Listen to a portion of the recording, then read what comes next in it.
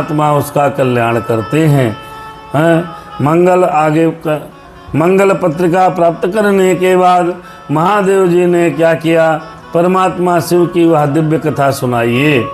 शृणुवत्स महाप्राज्ञा शांकरम परमं यशः यचकारम महादेवा प्राप्त मंगलम पत्रिकाम अथ स्वमुगृहीत्वा मुदा मंगल पत्रिकाम विहासा पृष्ठमांत्रा भ्रष्टात्मा मानम तेसा व्यधु।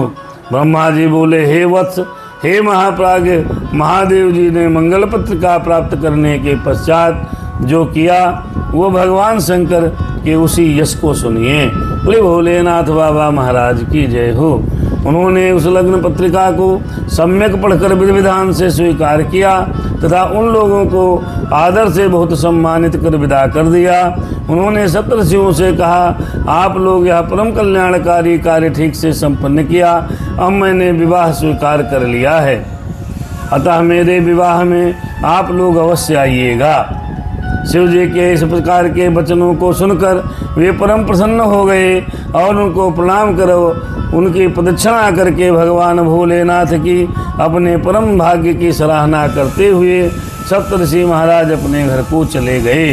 हे मुनि, तब महान लीला करने वाले देवताओं के सहित देवेश्वर प्रभु शिव जी ने लौकिकाचार का आश्रय लेते हुए शीघ्र ही आपका स्मरण किया।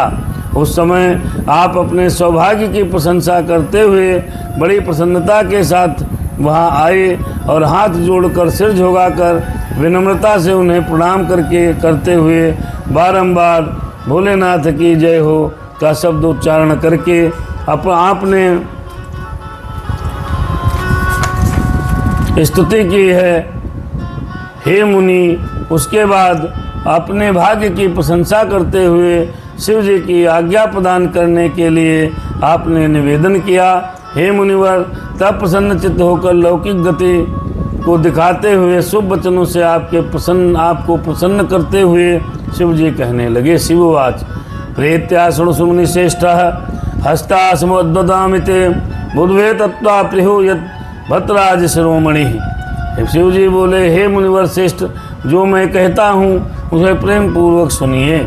आप मेरे परम प्रिय तथा भक्तराज शिरोमणि हैं, इसलिए आपसे कहता हूँ। आपकी आज्ञा से पार्वती ने जिस प्रकार की महान तपस्या की है उससे संतुष्ट होकर मैंने उसे पति बनने के लिए वरदान दे दिया है। मैं उसकी भक्ति के वशीभूत होकर अब विवाह करना चाहता हूँ। सप्तर्षियों ने सारा कार्य संपन्न कर दिया है और विवाह का